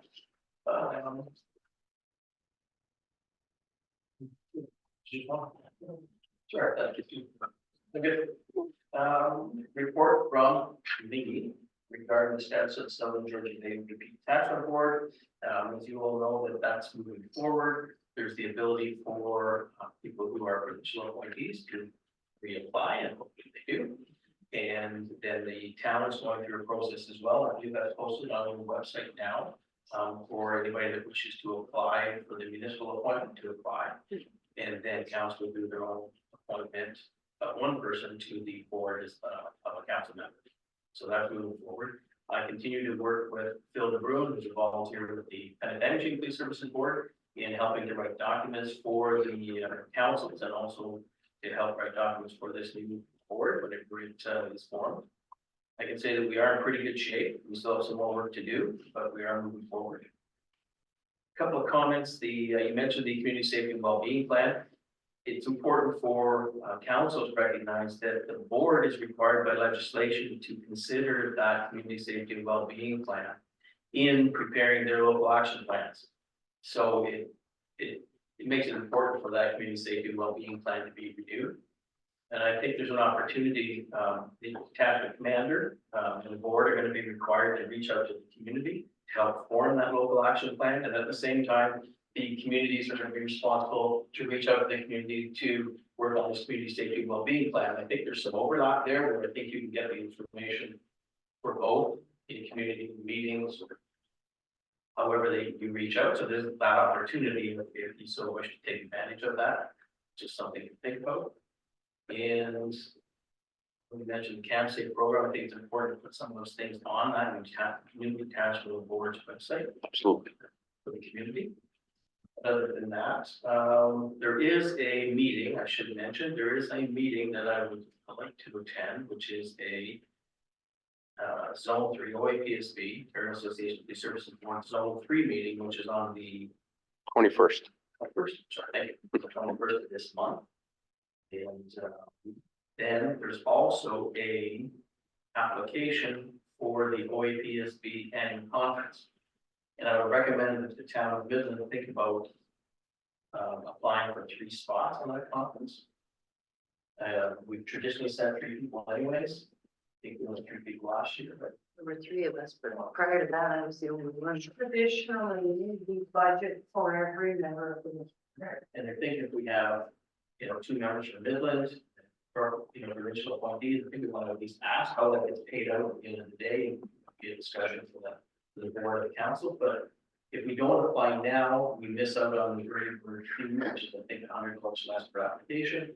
And also a block of rooms that's set at a lower rate or lower cost. So it might be worth doing sooner than it actually happens before the board is formed. Just for this group, we during our kind of Midland budget process, did budget for this particular board for 2024. I did budget for OAPSP for both membership and the attendance for anybody that wanted to go. So we could look at how or whether it got billed back to the new board or how we would deal with the budgetary issue. But there is budget for, attendance. Do we know when the meeting is? Which dates? I don't No. know. I did actually. Sorry. Budgets. Yeah, and I believe it's in Collingwood, so it would save probably in evenings, hotel, like you would need a hotel like before you travel that morning. Start.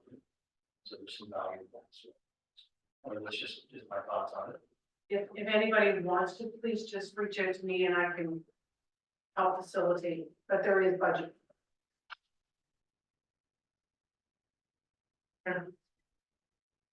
Did we make a decision on sending you to this upcoming meeting? No, we haven't. On the 21st. Or the zone 3 will PSB. Yes.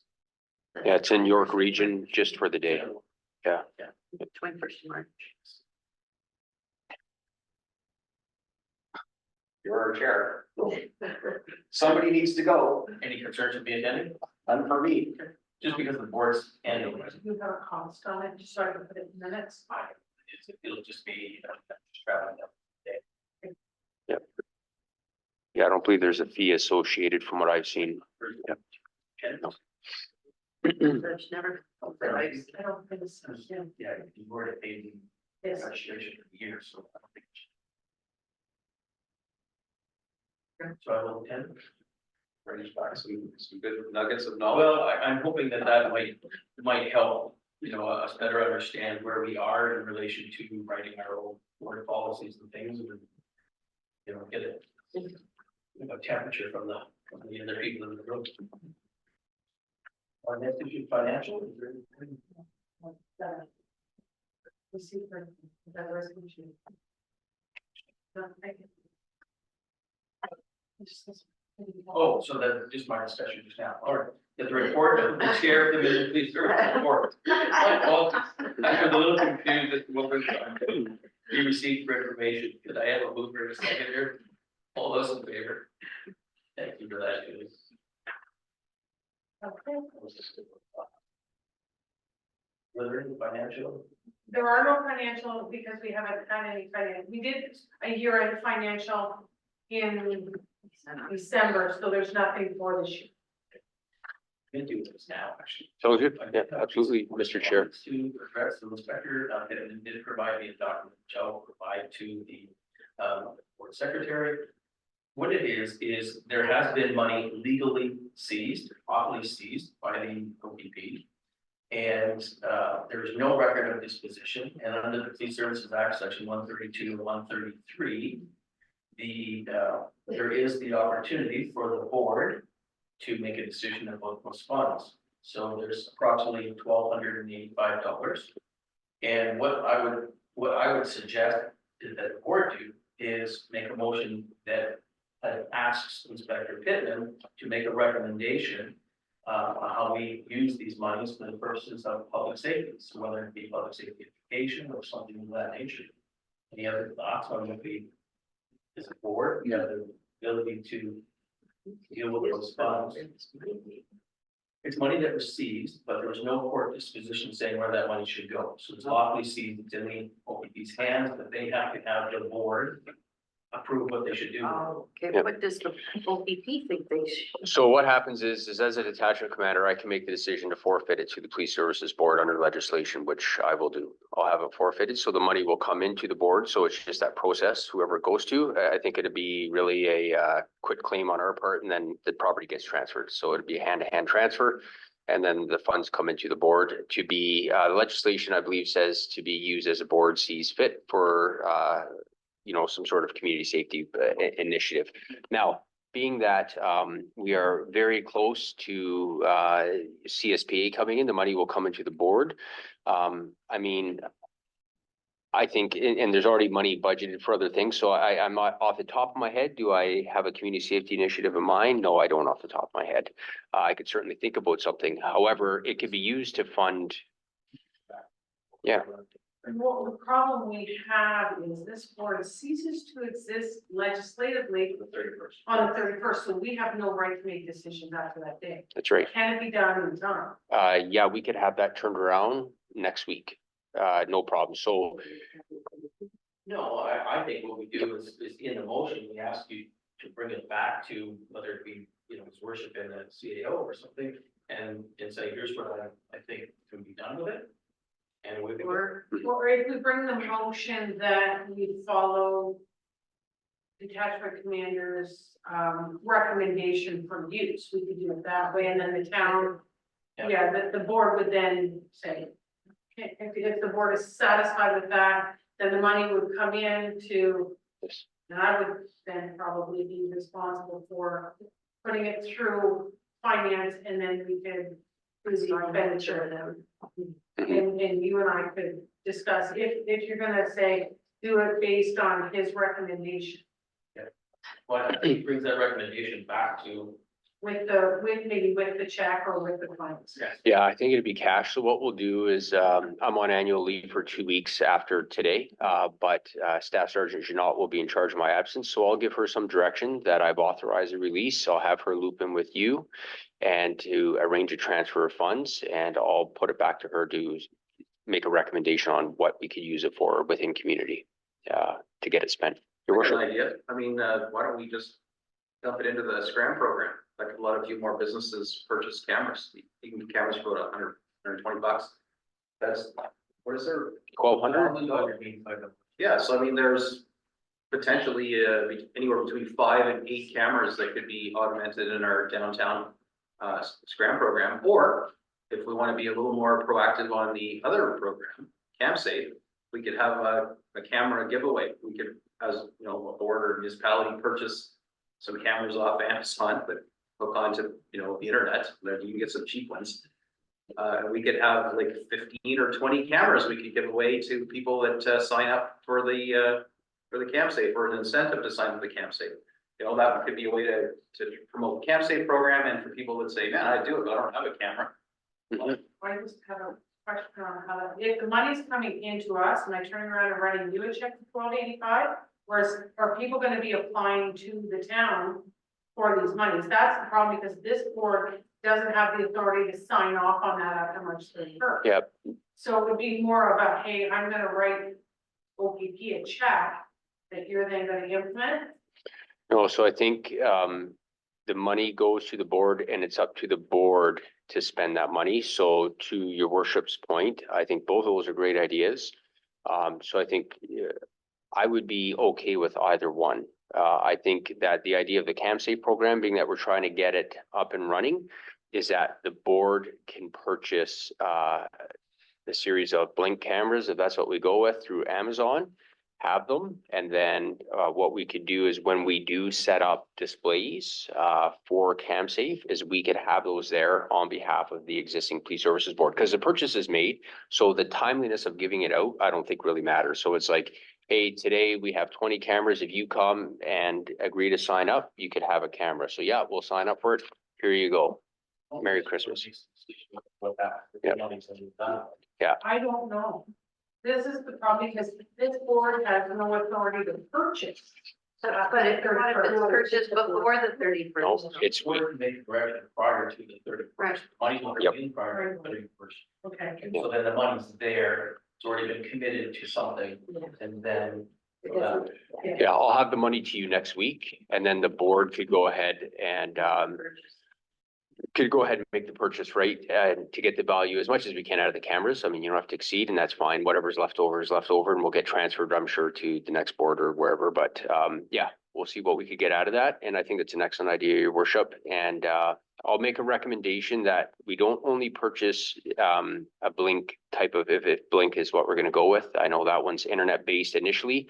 But what happens is your internet-based subscription does run out in time. So I think it would be worth not only buying kind of the starter Blink camera kit, it would also be worth getting the small USB, which would then store the data on after, once the membership runs out. So there's a little kit, and perhaps I could find something and make a recommendation to you on what to buy. So those details.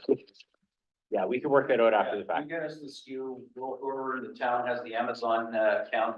Yeah. Go and click and buy it. And it just then comes out of the we'll funds that turn we the, provided. devices Simple. and the Cards over to OPP, and you guys can use them in your displays. It's an excellent idea, your worship.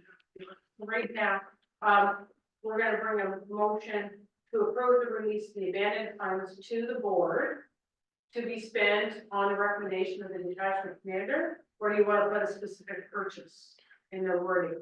To be spent on. I don't know if we want to, what do you want? On the CamSafe program. Right. That's excellent. You don't have to say specifically what. Yeah, because then we could get things that support the program. Perfect. So that's a public safety Yeah. issue. Which is implemented locally. So, yeah, okay. So we'll thank those offenders and their. Yeah. For helping to find it. To catch more offenders. Yes. Okay, so we're making a motion on, the monies again are $1,285. And the motion is to approve the release of abandoned funds to the board to be spent on the CamSafe program. Right. We have a mover? I'll move it. You did. Second. Jim, all in favor? Yep. Not often the OPP gives the board money. Right? No, no kidding. I'll send you a copy of the resolution once I get them all cleaned up. Excellent. Thank you very much. Yeah. That's everything is. Okay. Right, next order of business. That here's a motion. You read it, that pursuant. That pursuant to the repeal of the Police Services Act, RSO 1990, that the Midland Police Services Board will be dissolved as at March 31st, 2024. Check. Seconded. All those in favor? So. Just before we move on, I did want to say that End of an era. perhaps this should go for information purposes to a council, future council meeting as well. That the dissolution, I don't know how you want. It would be great to go. So I think if we dissolved it at the last meeting. So we went forward with that motion, Yeah, but we could go forward with the final line and. okay.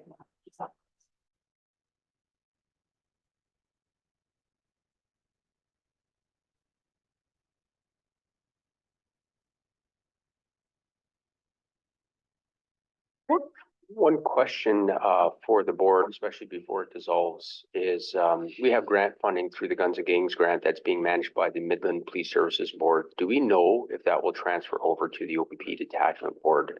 Because I'm still interested in spending some of that money on community-based cameras, which your worship and I have had a conversation on. And two of those grants go into 2025. So that hasn't been completed. So I wonder if we need a motion, from this board saying that the money will be either transferred over or. I think that's. I would think so. I'd rather not. Yeah, Yeah. yeah, I'd rather not lose it if we don't have to. Yeah, They're signed contracts where the province does, and they just automatically issue the checks here, and then I get the requisitions from the OPP for payment out. Yeah. Which I then, deal with, so, okay, so what do you want for a motion that? That that the money from the guns. Guns and Gangs. There's actually three. There's 3 grants, yeah. There's a pre-stating plan, yeah, The long grants actually be into the, all policing grants. yeah, We moved to the new detachment board effective April 1st, if legislation. if legislation permits.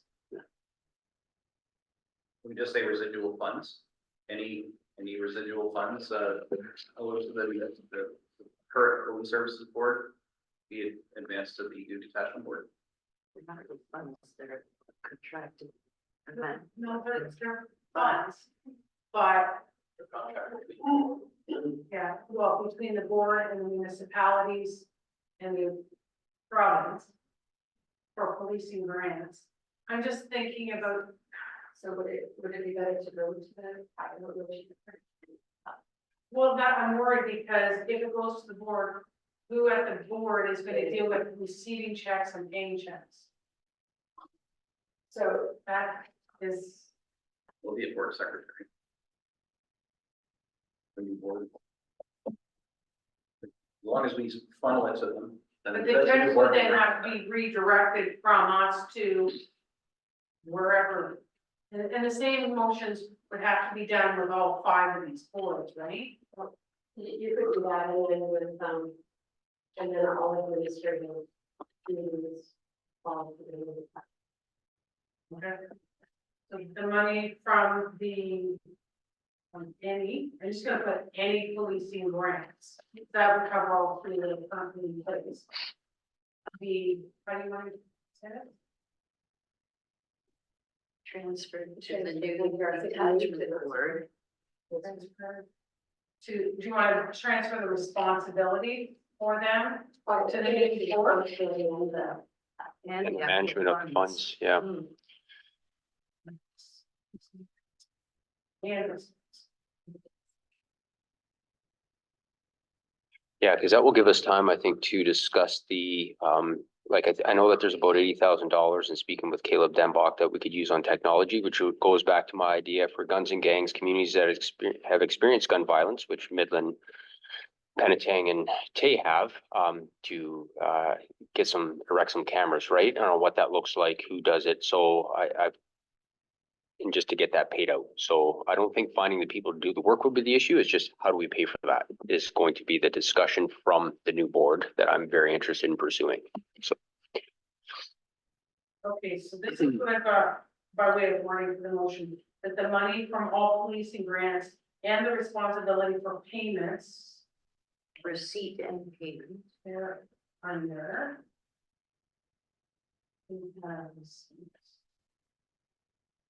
And payment thereafter be transferred to the detachment board. If allowed for. Yeah, from it. If permitted. by legislation. Just And so maybe we can look into that further and then we need to review for some reason. We do. Yeah. Okay. So if you want to, if you can read the I'm script. gonna give you the world. So the motion is that the money from all policing grants be transferred, sorry, all policing grants be. And responsibility for receipt and payment thereunder, thereunder, that the money from all precinct grants and responsibility for receipt and payment thereunder be transferred to the detachment board if permitted by legislation. Mover, second, all those in favor? Thank you, Paul. sorry. Okay. Okay. And that's it for our open session meeting. Thank you. Thank you. Yeah. Yeah. Enjoy your 2 weeks. Yes, thank you very much. Yeah, it's been a pleasure working with the board. It's bittersweet. I know I'll see a lot of you again, but yes. You want me to just come into the. Actually, if you want, I could just take that out, I'll just give you that and the 2 people. sign it really fast. Okay, Some administrative work here that I'll take offline. sorry. And now by way of decorum, when you're doing the closed session, where would you like me to leave this? Cause I don't wanna come busting back in or just want to sign right now. How would that all sign? I'll sign it, sorry. Yeah, okay. I'll wait. Yeah, I'll just come and get it. Is there anything there that I? Yeah, I think this bottom of this page. Yeah, just pass that with that. I'll take all that. Thank you very much. Thank you. Sorry, I can bring, keep us in. Those are doing it. Yeah. We have a motion to move us into closed session. Second. All those in favor? And just for update, I'm confident that we're fulfilling the requirement under the municipal act on our rationale to move into closed session. It's for legal reasons, which is part of carte blanche. So even though we don't have the official motion, I'm satisfied and the rest of you are satisfied that this is valid to go to closed session. Go ahead. So we just gotta turn on the, Yeah, I was just gonna say, I gotta turn off the recording. we'll be back. We have a motion, coming back into the session. That the board received information and confirmed the directions as outlined in the verbal report provided by the legal and risk advisor. At a closed meeting session held March 8th, 2024, with respect to the LPSB outstanding accounts of Joseph Kelly.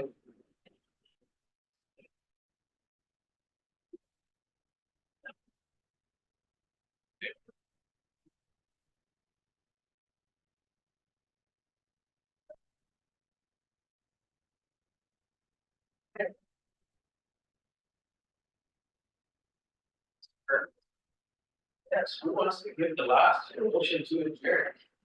Yeah. Oh, Jim.